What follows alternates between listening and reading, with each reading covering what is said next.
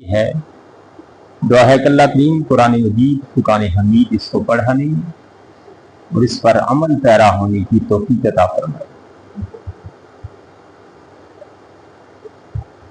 کل کے درس قرآن میں جس سورۃ توبہ کی آیت نمبر 1 تلاوت کی تھی، جس میں اللہ اور اس کے رسول کی طرف سے انقطاع مشرکین کے ساتھ، کفار عرب کے ساتھ، ان لوگوں کے ساتھ ایک معاہدہ تھا۔ اس کے بعد جو ہے وہ آگے ایک ڈھیل دی گئی۔ علامہ قرطبی فرماتے ہیں کہ فسیحوا فی الارض، یعنی 4 اشہر، یعنی 4 ماہ کی جو ان کو ڈھیل دی گئی ہے، یہ ان لوگوں کے ساتھ تھی کہ جن لوگوں کے ساتھ جو ہے یعنی 4 ماہ کا یا 4 ماہ سے کم معاہدہ کیا گیا تھا، یا جو ان کے ساتھ معاہدہ کیا ہی نہیں گیا تھا۔ تو اسلام جو ہے ایک نرم پسند دین ہے، یہ نرمی چاہتا ہے، لوگوں کے لیے جو ہے وہ بھلائی چاہتا ہے۔ تو اسلام کا پھر بھی ایک نرمی، ایک نرم، ان پر رحمت کہ اسلام نے کیا کیا، ان کو ایک ڈھیل دی۔ اس ڈھیل کا جو مقصد تھا وہ یہ تھا کہ شاید یہ لوگ جو ہے وہ توبہ کر لیں اور توبہ کر کے یہ دار اسلام کے اندر داخل ہو جائیں۔ لیکن کچھ وہ لوگ تھے کہ جن کے ساتھ جو معاہدہ کیا گیا تھا وہ 4 ماہ سے زیادہ، اب ان کی جو میعاد تھی وہ 4 ماہ سے زیادہ، اور ان کا معاہدہ بھی اس مدت تک تھا جہاں تک وہ معاہدہ کی مدت تھی۔ فسیحو کا یہ جمع امر کا صیغہ ہے اور اس کا سیاحت سے نکلا ہے، جس کا لغوی معنی ہوا کرتا ہے کہ ملک کے اطراف و اکناف۔ فرمائے کہ فسیحو فی الارض، کہ زمین میں اب تم کیا ہے چل پھر لو، کیونکہ ابھی آپ کے لیے ڈھیل ہے۔ 4 اشہر، 4 مہینے، اور وَاعْلَمُوا، اور جان لو کہ انکم غیر محجز اللہ، کہ تم اللہ پاک کی ذات کو عاجز نہیں کر سکتے۔ کیونکہ جب مکہ فتح ہوا، اس وقت جب جنگ تبوک سے میرے آقا علیہ السلام فاتح ہو کر واپس لوٹے، تو حضرت مولا علی سیدنا ابو بکر صدیق جو ہے ان کی جمعیت میں حضرت علی مکہ المکرمہ میں 9 ذی الحج کو جب پہنچے، تو اب حضرت علی آپ نے جب آقا علیہ السلام کا وہ چارٹ جو ہے پڑھ کر سنایا، جس میں تھا کہ آئندہ سے کعبہ کا متولی مسلمان ہوگا اور کوئی بھی برہنہ کعبے کے ارد گرد طواف نہیں کرے گا، اور ایمان والے ہی صرف جنت میں داخل ہوں گے، تو مشرکین عرب، کفار عرب جو ہے وہ تھوڑا سا اکھڑ پڑے اور کہنے لگے کہ علی اپنے چچا زاد بھائی کو جا کر یہ پیغام دینا کہ اب ہمارے اور ہمارے درمیان جو ہے جو فیصلہ ہے وہ نیزے اور تلواریں کریں گے۔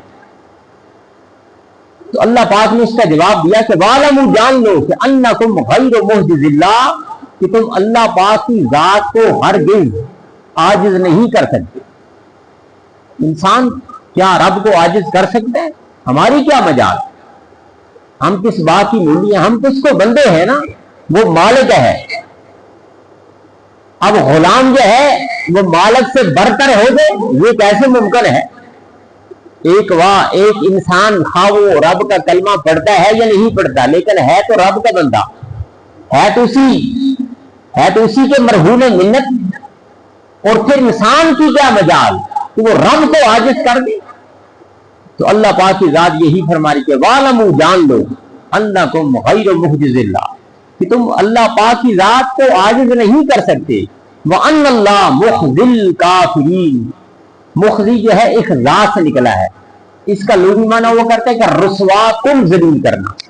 ایک ہوتا ہے انسان کسی کو ویسے ذلیل، ایک انسان ذلیل ہو جائے، اب دیکھو نا بعض کا گھروں میں بھی لوگ ذلیل ہوتے ہیں، باہر ذلیل ہوتے ہیں، لیکن ایک ہوتا ہے رسوا کن ذلیل، کہ ایسی ذلت کہ پورے معاشرے میں اس کی رسوائی ہو جائے، وہ بدنام ہو جائے۔ تو یہاں پر مخزی کا وہ معنی ہے کہ فرمائے کہ ان اللہ مخزی الکافرین، اللہ پاک کی ذات کافروں کو रुसवा कुल जलील करने वाला है।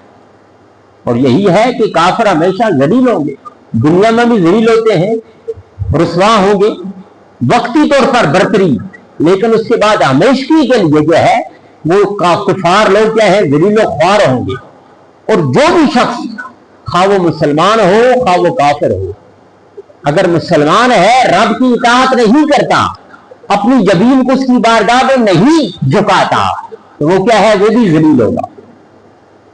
अगर हम कलमा पढ़ लें लेकिन रब की इताअत ना करें, उसकी तबाह ना करें, रब का हुक्म ना माने। अब देखो एक नमाजी और बेनमाजी में कितना फर्क है। नमाजी की हमेशा इज्जत होगी, आप नमाज पढ़ते हैं आपकी यहां पर भी इज्जत, जिस गली से गुजरेंगे लोग आपको नमाजी के नाम से याद करेंगे। अब सिर्फ नमाजी का खिताब मिल जाना क्या ये छोटी बात है? आप घर में जाएंगे, आपकी बीवी बच्चे अहले खानदान सारे लोग आपकी इज्जत करेंगे कि ये नमाजी है, लेकिन क्या वो इज्जत बेनमाजी को दी जाती है? आप जिस गली कूचे से गुजरे जो बेनमाजी होगा आप दूर से बोलेंगे, ये लफ्ज क्या देना काफी है कि यार ये शख्स नमाज नहीं पढ़ता। क्या ये जिल्लत थोड़ी है कि अलल इनान लोगों के सामने आप ये कहें यार वो शख्स जो है वो नमाज नहीं पढ़ता?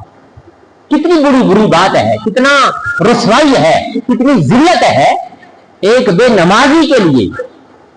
तो फिर वो शख्स जो है जो सिरे से रब पर ईमान ही नहीं लाता, अल्लाह और उसके रसूल को मानता ही नहीं है, क्या उसको दुनिया में हार पहनाए जाएंगे?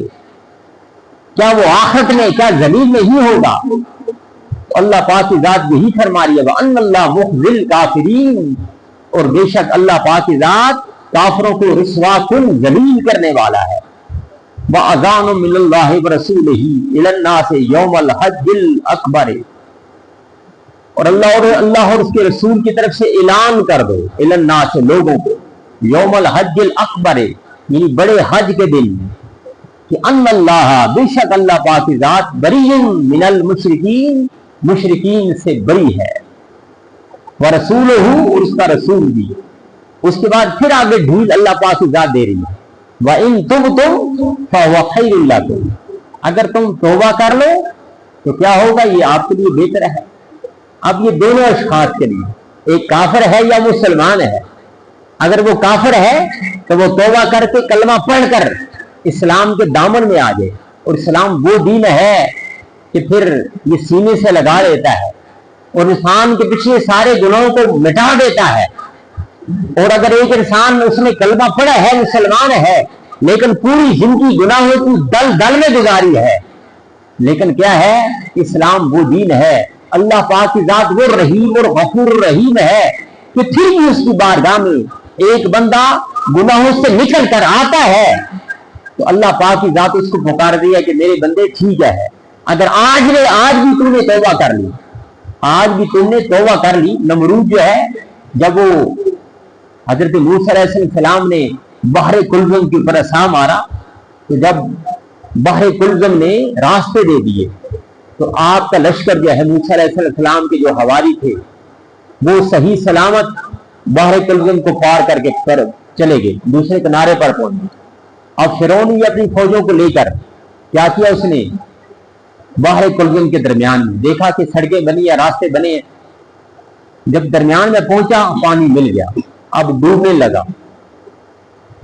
अल्लाह पाक ने जिब्राइल अमीन को फरमाया कि जाओ जाकर इसके मुंह में रुई दे दो, इसका मुंह बंद कर दो। बड़े पति की बात। जिब्राइल अमीन ने अर्ज की, मौला वो क्यों?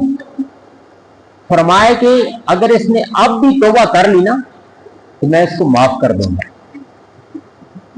इसने अगर अब भी तौबा कर दी, अब भी तौबा कर ली तो मैं इसको माफ कर दूंगा।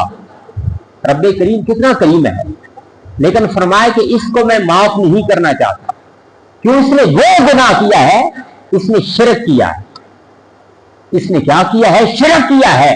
इसने खुदा होने का दावा किया है। और याद रखो ये कबीरा गुनाह है शिरक। इंसान जो मर्जी गुनाह करे लेकिन तौबा का दरवाजा खुला है, लेकिन शिरक जो है, और बाज़ औक़ात यानी एक जगह पर है उसमें दो गुनाह, ایک वालिदैन की नाफरमानी और दूसरा शिरक, यानी ये क्या है, अखबरुल कबायर।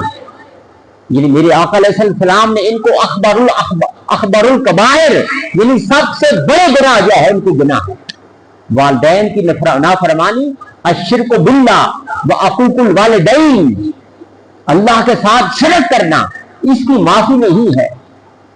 और फिर वालिदैन की नाफरमानी करना। आज तो देखो हर शख्स जवान जो हैं घरों में वालिदैन की नाफरमानियां करते हैं, बाप को कुछ समझते नहीं है, वो बाप की पूरी जिंदगी खून पसीना बहा कर जो है अपने बच्चों को जवान करता है, उनकी शादियां करता है, उनको घर बनाता है, लेकिन वही बाप जब बूढ़ा हो जाता है वो जवान बच्चे जो हैं उस बाप को घर के इस कोने में लगा देते हैं। यही नहीं हो रहा। कब इज्जत की जाती है वालिदैन की, वालिदैन को किक लगा दी जाती है, वालिदैन की नाफरमानियां की जाती है।